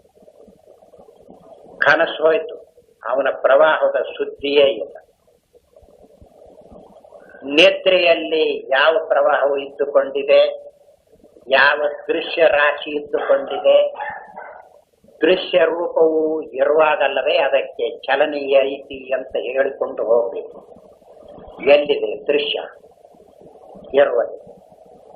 ಹಾಗಾದರೆ ಈಗ ಎಲ್ಲವೂ ಚಲನೆಯ ರೂಪವಾಗಿರುವಾಗ ಕೂಟಸ್ಥ ರೂಪ ಯಾವುದು ಅಂತ ಕೇಳಿದ್ದ. ಅಂದ್ರೆ ಇದ್ದಂತೆ ಇರುವುದು ಯಾವುದು ಅಂತ ಕೇಳಿದ್ದ. ಈಗೇನು ಅನಿಸ್ತೈತಿ ಹೀಗೆ ಕೇಳುವಾಗ? ಅವಸ್ಥೆಗಳು ವಿಕಾರವನ್ನು ಹೊಂದುವುದಿಲ್ಲ, ಅವಸ್ಥೆಗಳು ವಿಕಾರದ ಪ್ರವಾಹವುಳ್ಳವುಗಳಲ್ಲ. ನಿಜವಾದ ಅರ್ಥದಲ್ಲಿ ಅವಸ್ಥೆಗಳು ಅಂತ ಆಯ್ತು.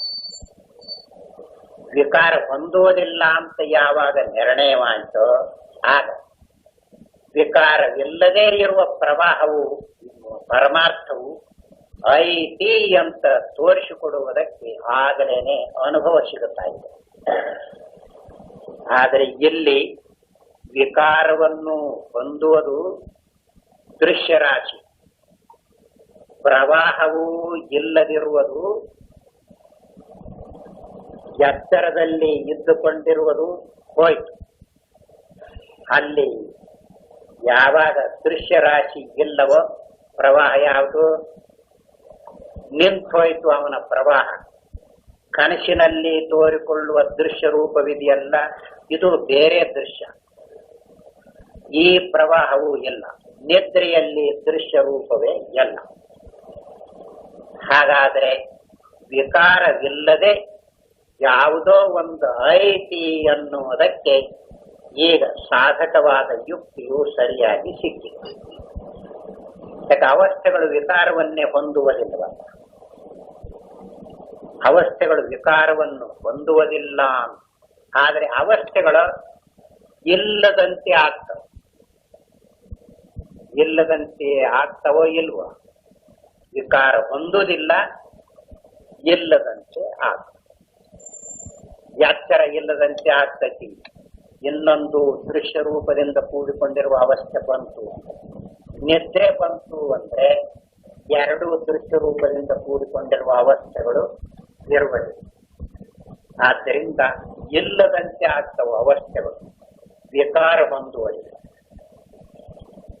ಹಾಗಾದ್ರೆ ಈಗ ಕೂಟಸ್ಥ ರೂಪವಾಗಿರುವ ಪರಮಾರ್ಥವು ಇದೆ ಅನ್ನುವುದಕ್ಕೆ ಬೆಂಬಲವು ಸಿಕ್ಕಿತೋ ಇಲ್ಲವೋ?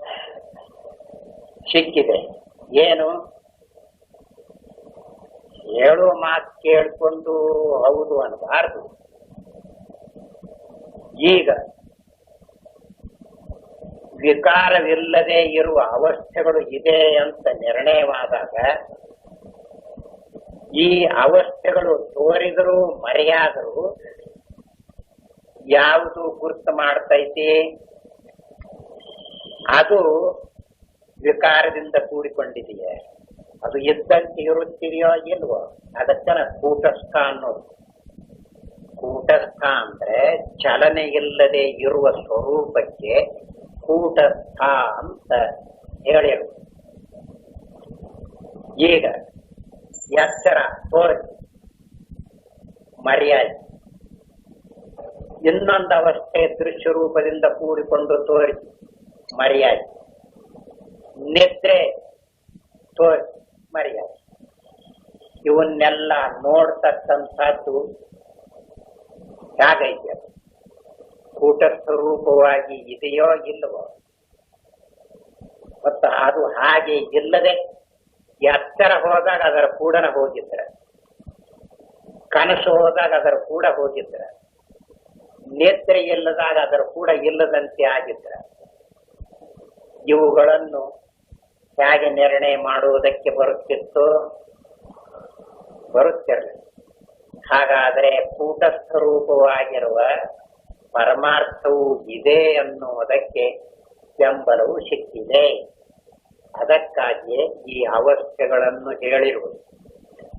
ಈ ಅವಸ್ಥೆಗಳನ್ನು ಯಾರು ಹೀಗೆ ನೋಡಿಲ್ಲವೋ ಅವರಿಗೆ ಒಂದೇ ಒಂದು ಎತ್ತರದ ಅವಸ್ಥೆಯ ದೃಷ್ಟಿಯಿಂದ ಕನಸು ನಿದ್ರೆಯನ್ನು ನೋಡಿಕೊಂಡು ತತ್ವವನ್ನು ತಿಳಿದುಕೊಳ್ಳುವುದಕ್ಕೆ ಹೊರಟಿದ್ದಾರೆಯೋ ಅವರಿಗೆ ಕೂಟಸ್ಥ ರೂಪವಾದ ಪರಮಾರ್ಥವನ್ನು ನಿರ್ಣಯ ಮಾಡುವುದಕ್ಕೆ ಕಷ್ಟವಾಗುತ್ತದೆ. ಯಾಕಂದ್ರೆ ಎತ್ತರದ ದೃಷ್ಟಿಯಿಂದಲೇ ಕನಸು ನಿದ್ರೆಯನ್ನು ನೋಡ್ತಾರೆ, ಇವು ಇಲ್ಲದಂತೆ ಆಗುತ್ತಿದೆ, ಅವರಿಗೆ ವಿಕಾರ ರೂಪವಾಗಿರುವುದು ಅಂತ ಕಂಡು ಬರ್ತೈತಿ ಮತ್ತು ಕೂಟಸ್ಥಿಯಾಗ್ತದೆ. ಅದಕ್ಕಾಗಿ ಮೊದಲಿಗೆ ಅವಸ್ಥೆಗಳು ವಿಕಾರವನ್ನು ಹೊಂದುವುದಿಲ್ಲ ಅಂತ ತೋರಿಸಿತು. ಯಾಕೆ ವಿಕಾರವನ್ನು ಹೊಂದುವುದಿಲ್ಲ? ಯಾವುದು ಕಾಲದಲ್ಲಿರುತ್ತದೆಯೋ ವಿಕಾರವನ್ನು ಹೊಂದುತ್ತದೆ, ಯಾವುದು ಕಾಲದಲ್ಲಿ ಇರುವುದಿಲ್ಲವೋ ಅದು ವಿಕಾರವನ್ನು ಹೊಂದುವುದು. ಲೋಕದಲ್ಲಿ ಇರತಕ್ಕಂಥದ್ದೇನೈತ್ ನೋಡು, ಎಲ್ಲವೂ ಕಾಲದಲ್ಲಿರುವುದರಿಂದ ವಿಕಾರ ಹೊಂದುತ್ತದೆ. ಪದಾರ್ಥಗಳನ್ನು ಬಿಟ್ಟು ಕಾಲ ಸಿದ್ಧವಾಗುವುದಿಲ್ಲ, ಕಾಲವನ್ನು ಬಿಟ್ಟು ಪದಾರ್ಥಗಳು ಸಿದ್ಧವಾಗುವುದಿಲ್ಲ, ಅವಸ್ಥೆಯನ್ನು ಬಿಟ್ಟು ಇವು ಎರಡೂ ಸಿದ್ಧವಾಗುವುದಿಲ್ಲ. ಹೀಗಿದೆ ಆತ್ಮನನ್ನು ಬಿಟ್ಟು ಅವಸ್ಥೆಯು ಸಿದ್ಧವಾಗುವುದು. ಇರುವಂತೆ ಅನುಭವದಲ್ಲಿ ಇರುವಂತೆ ನೋಡ್ಕೋಬೇಕು. ಆದ್ದರಿಂದ ಈಗ ನೋಡುವಾಗ ಮನಸ್ಸನ್ನೋ ಬುದ್ಧಿಯನ್ನು ಉಪಯೋಗಿಸಿದ್ವಿ ಅಂದ್ರೆ ಆಯ್ತು, ಅತ್ತಾಗ ಸರ್ಕೊಂಡು ಹೋಗ್ತಾನೆ. ತತ್ವ ಬಿಟ್ಟು ತತ್ವದಿಂದ ಜಾರ್ತಾ ಇದ್ದಾರೆ. ಅನುಭವಕ್ಕನುಸರಿಸಿ ನೋಡಿದ ಅಂದ್ರೆ ಅವಾಗ ಮನಸ್ಸು ವಿಕಾರದಿಂದ ಕೂಡಿಕೊಂಡಿದೆ, ಬುದ್ಧಿಯೂ ವಿಕಾರದಿಂದ ಕೂಡಿಕೊಂಡಿದೆ, ದೃಶ್ಯ ರೂಪವೂ ವಿಕಾರದಿಂದ ಕೂಡಿಕೊಂಡಿದೆ, ಅವಸ್ಥೆ ಇದೆಯಲ್ಲ ವಿಕಾರದಿಂದ ಕೂಡಿದೆ. ಆದ್ದರಿಂದಲೇ ವಿಕಾರವಿಲ್ಲದೆ ನೋಡುವುದು ಯಾವುದು? ಅದು ಕೂಟಸ್ಥ. ಮನಸ್ಸು ಬುದ್ಧಿ ವಿಕಾರದಿಂದ ಕೂಡಿಕೊಂಡಿರುವುದರಿಂದ ಇದರಿಂದ ನೋಡಿದರೆ ಕೂಟಸ್ಥ ಗೊತ್ತಾಗುತ್ತಿದೆಯಾ? ಅದಕ್ಕಾಗಿ ಶಾಸ್ತ್ರದಲ್ಲಿ ಅಥೋ ವಾಚೋ ನಿವರ್ತಂತೆ ಅಪ್ರಾಪ್ಯ ಮನಸಾ ಸಹ ಇಂದ್ರಿಯಗಳನ್ನು ಮನಸ್ಸನ್ನು ಉಪಯೋಗಿಸಬೇಡ್ರು ಅಂತ ಹೇಳ್ತೈತಿ. ಅದನ್ನ ಬಿಟ್ರೆ ಇನ್ಯಾವುದೈತ್ರಿ ನಮ್ಮ ಹತ್ರ ಅಂತ ಅದಕ್ಕನ ಈ ಅನುಭವವನ್ನು ನೆನಪಿಗೆ ಕೊಡ್ತಾ ಇದೆ ಶಾಸ್ತ್ರ. ಆದ್ರೆ ಅನುಭವ ಎಲ್ಲರಿಗೂ ಐತಿ, ಹೊತ್ತಾಗಿ ಕೊಡುವುದಿಲ್ಲ ಅಂತ ಹೇಳಿದೆಯಲ್ಲ, ಎಲ್ಲರಿಗೂ. ಈಗ ಹೇಳುವಾಗ ನೋಡಿಕೊಂಡ್ರೆ ಯಾವುದರಿಂದ ನೋಡ್ಕೊಂತೀರಿ? ಯಾತ್ರ ಇಷ್ಟೊತ್ತ ತನಕ ಇರ್ಲಿಲ್ಲ, ಈಗ ಬಂದೈತಿ ಯಾತ್ರ. ಈಗ ನೋಡುವಾಗ ಯಾವುದರಿಂದ ನೋಡ್ತೀರಿ? ನಿದ್ರೆ ಹತ್ತಿದಾಗ ಯಾತ್ರ ಕನಸು ಇರ್ಲಿಲ್ಲ, ಯಾವುದರಿಂದ ನೋಡ್ತೀರಿ? ನೀವು ಬ್ಯಾಡ ಅಂದ್ರೂ ಕೇಳುವುದಿಲ್ಲ, ಅದು ಅನಿವಾರ್ಯ ರೂಪದಿಂದ ಅನುಭವವನ್ನೇ ಉಪಯೋಗಿಸ್ಬೇಕು. ಯಾಕೆ? ಯಾತ್ರ ಕನಸು ಇಲ್ಲದ್ದನ್ನು, ನಿದ್ರೆಯಲ್ಲಿ ಇಲ್ಲದ್ದನ್ನು ಇನ್ಯಾವುದು ನೋಡ್ತತಿ? ಮನಸ್ಸು ನೋಡ್ತತೆ, ಬುದ್ಧಿ ನೋಡ್ತತೆ, ಇಂದ್ರಿಯಗಳು ನೋಡ್ತವ. ಸಾಮಗ್ರಿ ತಿಳಿಯುವುದಕ್ಕೆ ವ್ಯವಹಾರದಲ್ಲಿ ಸಾಮಗ್ರಿಗಳು 9 ಇದ್ದುಕೊಂಡಿರುವುದು. 5 ಜ್ಞಾನೇಂದ್ರಿಯಗಳು, ಮನಸ್ಸು, ಬುದ್ಧಿ, ಚಿತ್ತ, ಅಹಂಕಾರ, ಇವು 9. ಇವುಗಳು ನಿದ್ರೆಯಲ್ಲಿವೆಯೇ? ಎಲ್ಲ. ಮತ್ತೆ ಇವುಗಳು ಇಲ್ಲದಿದ್ರೆ ನಿದ್ರೆಯಲ್ಲಿ ಯಾತ್ರ ಕನಸು ಇರುವುದಿಲ್ಲ ಅಂತ ಹೇಳುವಾಗ ಇವುಗಳ ಉಪಯೋಗವಿದೆಯಾ? ನೋಡಿದೆಯಾ? ಆದರೆ ಯಾವುದರಿಂದ ಹೇಳ್ತೀವಿ? ಅನುಭವದಿಂದ. ಈಗ ನಾವು ಅನುಭವ ಅಂತ ಹೇಳ್ತೀವಿ ನೋಡು, ಅದನ್ನ ನೆನಪಿಟ್ಟುಕೊಂಡು ಯಾವುದರಿಂದ ನೋಡ್ತೀರಿ? ಅನುಭವದಿಂದ ಅಂತ ಹೇಳ್ತೀರಲ್ಲ, ಮಂದಿ ಮಾತು ಕೇಳಿ ಹೇಳಿದಂಗಾಗ. ಶಾಸ್ತ್ರ ಹಂಗೆ ಹೇಳಬಾರ್ದು ಅಂತ ಹೇಳ್ಬೋದು. ಮತ್ತೇನು, ತಾವೇ ನೋಡ್ಕೋಬೇಕು ಅಂತ ಹೇಳ್ಬೋದು. ನೀವ ನೋಡ್ಕೊಡ್ರಿ, ಐತ್ರ ಇಲ್ವ ಅನುಭವ? ನಿಮಗ ಸಾಮಗ್ರಿ ಬೇರೆ ಯಾವುದು ಇಲ್ಲ, ಹಾಗಾದ್ರೆ ಯಾವುದರಿಂದ ಗೊತ್ತಾಗೈತಿ? ಅದನ್ನು ಅನುಭವ ಅಂತ ಕರೆದಿರುವುದು. ಆ ಅನುಭವ ಅಂದ್ರೆ ಹೇಗಿರ್ತೈತಿ? ನೋಡಿಕೊಂಡಿದ್ದಾನಲ್ಲ ಅವನಿಗೆ ಗೊತ್ತಾಗುತ್ತೆ. ಉಳಿಕೆದವರಿಗೆ ಆ ಮಾತು ನೆನಪಿನಲ್ಲಿ ಇಟ್ಟುಕೊಂಡು ಅನುಭವದಿಂದ ಅಂತ ಹೇಳ್ತಾರೆ. ಅನುಭವದಿಂದ ಅಂತ ಹೇಳಿದ್ರು ಅದು ಆಚೆ ಕಡೆಗೆ, ಆಶ್ರಮ ಬಿಟ್ಟು ಆಚೆ ಕಡೆಗೆ ಹೋದಾಗ ಮತ್ತೆ ಹೋಗ್ಬಿಡ್ತಾರೆ. ಅದಕ್ಕಾಗಿ ನಾವು ನೋಡ್ಕೋಬೇಕು ಅದನ್ನು. ಅದಕ್ಕೆ ಈಗ ಅನುಭವದಿಂದ ಎತ್ತರ ಕನಸು ಇರಲಿಲ್ಲ ಅಂತ ಗೊತ್ತಾಗುತ್ತಿದೆಯಲ್ಲ, ಅದು ಇವುಗಳನ್ನು ಇಲ್ಲ ಅಂತ ಹೇಳುವಾಗ, ಅನುಭವ ಮಾಡುವಾಗ ಅದಕ್ಕೆ ಶರೀರವಿದೆಯೇ, ಇಂದ್ರಿಯಗಳಿವೆಯೇ, ಪ್ರಾಣಗಳಿವೆಯೇ, ಮನಸ್ಸು ಬುದ್ಧಿ ಚಿತ್ತ ಅಹಂಕಾರವಿದೆಯೇ? ಅದಕ್ಕ ನಾನು ಅನ್ನೋದೈತ? ಮತ್ತದು ಹೇಗೈತಿ? ನಾನು ಅನ್ನೋದು ಇಲ್ಲದ ಸ್ವರೂಪ. ನಿಜವಾಗಿ ಅದ ನಮ್ಮ ಸ್ವಂತ ಸ್ವರೂಪ. ಅದು ಗೊತ್ತಾಗದೆ ಇರುವಾಗ ನಮ್ಮ ಸ್ವಂತ ಸ್ವರೂಪ ಯಾವುದು ಅಂತ ಕೇಳಿದ್ರೆ, ನಿಮ್ ಎದುರಿಗೆ ಇದೀನಲ್ರಿ, ಯಾಗಂದ್ರಿ ಏನು? ಉದ್ದಕದೀನಿ, ಕರ್ಗದೀನಿ, ಕೆಂಪಗದೀನಿ, ದುಂಡದೀನಿ, ಚಪ್ಪಟಿಯಾಗಿ ಹೇಳಿರಿ, ದಪ್ಪದಿನಿ, ವಾತ್ಸೇರಿ ಅಂತ ಇದನ್ನ ಹೇಳ್ತಾ ಇರುವುದು. ಯಾವುದು ಗೊತ್ತಾಗದೆ ಇರುವಾಗ ಅನುಭವ ಅಂತ ಹೇಳ್ತಕ್ಕಂಥ, ಅದು ಗೊತ್ತಾಗದೆ ಇರುವಾಗ ಮತ್ತೆ ಇದರಲ್ಲಿನ ಒಂದು ನಿಲ್ತದೆ. ನಿಲ್ಬೇಕಾದ್ರೆ ಯಾವುದಾದ್ರೂ ಒಂದು ಇರಬೇಕು.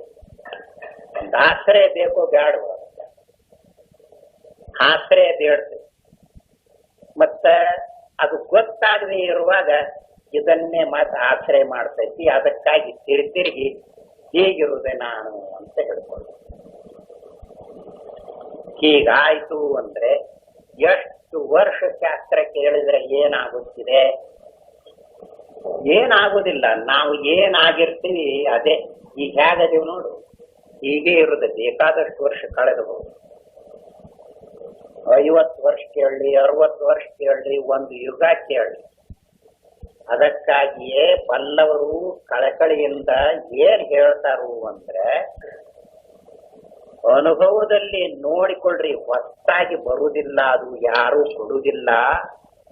ಈಗ ಇದ್ದೇ ಬಿಟ್ಟಿದೆ. ಅದನ್ನು ನೆನಪು ಕೊಡುವುದಕ್ಕಾಗಿ, ಅದನ್ನು ನೋಡಿಕೊಳ್ಳಲಿ ಅನ್ನುವುದಕ್ಕಾಗಿ ಈ ವಿಚಾರವನ್ನು ಮಾಡ್ತಾ ಇದ್ದಾರೆ. ಈ ವಿಚಾರ ಮಾಡುವ ನೆಪದಿಂದ ಆ ಅನುಭವದಲ್ಲಿ ನಿಲುಗಡೆ ಬರಲಿ, ಅದರ ಅನುಭವ ಆಗಲಿ ಅಂತನ ಅಭಿಪ್ರಾಯವು ಇದ್ದುಕೊಂಡಿದೆ. ಈ ವಿಕಾರವಾಗುತ್ತಿದೆ, ಅವಸ್ಥೆಗಳು ತೋರುತ್ತಿದೆ, ಇಂಥದ್ದು ಹೇಳುವುದಕ್ಕೆ ಬಂದಿಲ್ಲ. ಯಾವುದನ್ನು ಹೇಳಿದ್ರು ನಮ್ಮ ಸ್ವಂತ ಸ್ವರೂಪ ಯಾವುದು ಅದನ್ನು ತಿಳಿಸಕ್ ಬಂದದ್ದು. ಆ ಸ್ವಂತ ಸ್ವರೂಪ ನಮಗ ಗೊತ್ತಾಯ್ತು, ಶಾಸ್ತ್ರ ಮುಗೀತು. ಮತ್ತ ಗೊತ್ತಾಗದೆ ಇದ್ರೆ ಮತ್ತ ಮುಂದೆ ಹೋದ್ರೆ ಅದನ್ನ ಓದ್ತಾ ಇರು. ಅಂತೂ ನಿಜವಾದ ಅವಸ್ಥೆಗಳು ಉಂಟು. ಆದ್ದರಿಂದ ವಿಕಾರವಿಲ್ಲದ ಪರಮಾರ್ಥವು ಇರಬಹುದೆಂಬ ಅಂಗೀಕಾರಕ್ಕೆ ಯಾವ ವಿರೋಧವೂ ಆಗಲಿಲ್ಲ. ಸರ್ವವೂ ವಿಕಾರವೇ, ಅವಸ್ಥೆಗಳೆಂಬುದೇ ಇಲ್ಲ ಎಂಬುದು ಅನುಭವ ವಿರುದ್ಧವಾಗಿರುತ್ತದೆ. ಅದನ್ನು ಹೀಗೆ ವಿಚಾರ ಮಾಡಿ ನೋಡುವುದರಿಂದ ವಿಕಾರವಿಲ್ಲದ ಪರಮಾರ್ಥವು ಹೇಗಿರ್ತೈತಿ? ಪರಮಾರ್ಥ ಅಂದ್ರೆ ಇರುವಂತೆ ಇರುವುದು, ಅದರಲ್ಲಿ ಹೆಚ್ಚು ಕಡಿಮೆ ಆಗಬಾರದು. ಮತ್ತ ಎಲ್ಲ ವಿಕಾರ ಹೊಂದುವಾಗ ಹೇಗಿರ್ತೈತ್ರಿ ಪರಮಾರ್ಥ ಅಂತ ಕೇಳಿದ್ದ. ಅದಕ್ಕೆ ಮೊದಲಿಗೆ ಉತ್ತರವನ್ನು ಏನ್ ಹೇಳಬೇಕಾಗಿದೆ ಅಂದ್ರೆ ಅವಸ್ಥೆಗಳನ್ನು ತೋರಿಸಬೇಕಾಗಿದೆ. ಯಾಕಂದ್ರೆ ಸರ್ವರ ಅನುಭವದಲ್ಲಿ ಇದ್ದುಕೊಂಡಿದೆ. ಏನು? ಯಾತ್ರಾಗಿ ಇರ್ತೈತಿ. ಯಾತ್ರ ಹೋಗಿ ಕನಸಾಗುವುದಿಲ್ಲ. ಕನಸು ಕನಸಾಗಿ ಇರ್ತೈತಿ, ಅದು ನಿದ್ರೆ ಆಗುವುದಿಲ್ಲ. ನಿದ್ರೆಯಾಗಿ ಇರ್ತೈತಿ, ಎಚ್ಚರ ಆಗುವುದಿಲ್ಲ. ಅವಸ್ಥೆಗಳು ಈಗ ಎಚ್ಚರ ಇದ್ದದ್ದು ನಿದ್ರೆ ಆಗುತ್ತಿದೆ, ನಿದ್ರೆ ಇದ್ದದ್ದು ಎಚ್ಚರವಾಗುತ್ತಿದೆ, ಎಚ್ಚರ ಇದ್ದದ್ದು ಕನಸಾಗುತ್ತಿದೆ, ಕನಸಿದ್ದದ್ದು ನಿದ್ರೆ ಆಗುತ್ತಿದೆ. ಎಲ್ಲ ಹಾಗಾದ್ರೆ ಏನೈತಿ ಅನುಭವದಲ್ಲಿ? ಅವು ಯಾವುದವು ನೋಡಿ ಹಾಗೇ ಇರ್ತಾವ. ಕಾಲ ಬೇಕಾದಷ್ಟು ಕಳೆದು ಹೋಗಲಿ, ಕಾಲ ಬೇಕಾದಷ್ಟು ಕಳೆದು ಹೋದರೂ ಅವು ವಿಕಾರವನ್ನು ಹೊಂದುವುದಿಲ್ಲ. ಅದಕ್ಕನ ಹುಡುಗರಾಗಿರುವಾಗ ಇರುವ ಎಚ್ಚರಕ್ಕೂ ಈಗ ಮುದುಕರಾಗಿರುವ ಎಚ್ಚರಕ್ಕೂ ಏನು ಹೆಚ್ಚು ಕಡಿಮೆ ಐತಿ? ಅವಸ್ಥೆಯನ್ನು ನೋಡ್ಕೋಬೇಕು, ಒಳಗಿನ ವಿವರ ಹೆಚ್ಚು ಕಡಿಮೆ ಆಗಿದೆ. ಒಳಗಿನ ವಿವರವಿದೆಯಲ್ಲ, ಹುಡುಗರಾಗಿರುವಾಗ ಓಡಾಡ್ತಿದ್ವಿ, ಮಂದಿನ ಚೂಡ್ತಾ ಇದ್ವಿ, ಬೈತಾ ಇದ್ವಿ, ನ್ಯಾಯ ಮಾಡ್ತಾ ಇದ್ವಿ, ಕಲಿತಿದ್ವಿ, ಆಟ ಆಡ್ತಾ ಇದ್ವಿ ಅಂತ ಹಿಂಗೆ ಹೇಳ್ಬೋದು. ಅದಲ್ಲ, ಅದು ಒಳಗಿನ ವಿವರ. ಎಚ್ಚರ ಬಂದಾಗ ಆವಾಗ ವ್ಯವಹಾರ ಮಾಡ್ತಿದ್ನಲ್ಲ, ಅದಲ್ಲ. ಅವಸ್ಥೆ ಸುತ್ತಿ ಮಾತಾಡ್ತಾ ಇರೋದು. ಅವಸ್ಥೆ ಮುದುಕರಾದಾಗ, ಹುಡುಗರಾದಾಗ, ಯೌವನ ಬಂದಾಗ ಬದಲಾವಣೆ ಆಗುತ್ತಿದೆಯೇ? ಎಲ್ಲ ಈ ಅವಸ್ಥೆಯನ್ನು ನೋಡಿಕೊಳ್ಳುವಾಗ ಸೂಕ್ಷ್ಮ ರೂಪವಾಗಿಯೂ ಇದ್ದುಕೊಂಡಿದೆ, ಸ್ಥೂಲ ರೂಪವಾಗಿಯೂ ಇದ್ದುಕೊಂಡಿದೆ. ಸರಿಯಾಗಿ ನೋಡ್ಕೋಬೇಕು. ಮೊನ್ನೆ ಹೇಳಿದೆ ಅಂತ, ಏನು ಹುಡುಗರು ಕೆಲವರು ಒಂದಕ್ಕ ಹೋಗ್ಬಿಟ್ಟಿರ್ತಾರೆ ಹಾಸಿಗೆಯಲ್ಲಿ, ಜಲಬಾಧೆ ಆಗಿರ್ತೈತಲ್ಲ, ಏನ ದೊಡ್ಡವಾಗಿದಿ ಆಗ್ಲೇನೆ ಹಾಸಿಗೆಯಲ್ಲಿ ಒಂದಕ್ಕೆ ಹೋಗಿದಿ ಅಂತಂದ್ರೆ ನಿದ್ರೆಗಣ್ಣ ಹೋದೇನಿ ಅಂತ. ನಿದ್ರೆಗಣ್ಣ ಅಂದ್ರೆ ನಿದ್ರಾಗ ಹೋದಿಯ? ನಿದ್ರಾಗ ಹೋಯುವುದಕ್ಕೆ ಬರ್ತೈತ? ಎಲ್ಲ ಮತ್ ಯಾವಾಗ ಹೋದಾನು? ಎಚ್ಚರದಾಗನ ಹೋಗಿರೋದು. ಮತ್ ಆವಾಗ ಎಷ್ಟು ಸೂಕ್ಷ್ಮವಾಗಿರ್ತೈತಿ. ಈಗ ಅದನಲ್ಲ, ಮತ್ತೆ ಈಗ ಕೊಯ್ಯುದಿಲ್ಲ, ಈಗ ಹೊರಗೆ ಹೋಗ್ತೇನೆ ಅಂತ. ಅವಾಗ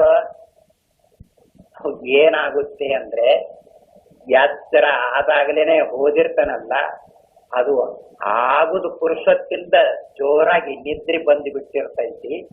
ಅವಾಗ ಅದು ಒಳಗೆ ಹೋಗಿರ್ತೈತಿ. ಅದಕ್ಕ ನಾವು ನಿದ್ರೆ ಗಣ್ಣಾಗ ಅಂತ ಹೇಳ್ತಾ ಇದ್ದಾನೆ. ಇಂಥ ವಿಷಯಗಳು ಇನ್ನೂ ಎಷ್ಟೋ ಇದ್ದುಕೊಂಡಿವೆ. ಅವುಗಳನ್ನು ಸರಿಯಾಗಿ ನೋಡಿ ನಿರ್ಣಯ ಮಾಡ್ಕೋಬೇಕು. ಸ್ಥೂಲ ರೂಪವಾಗಿರುವಾಗ ಹೇಗಿರ್ತೈತಿ, ಸೂಕ್ಷ್ಮ ರೂಪವಾಗಿರುವಾಗ ಹೇಗಿರ್ತೈತಿ, ಎಲ್ಲ ಎಚ್ಚರವೇ.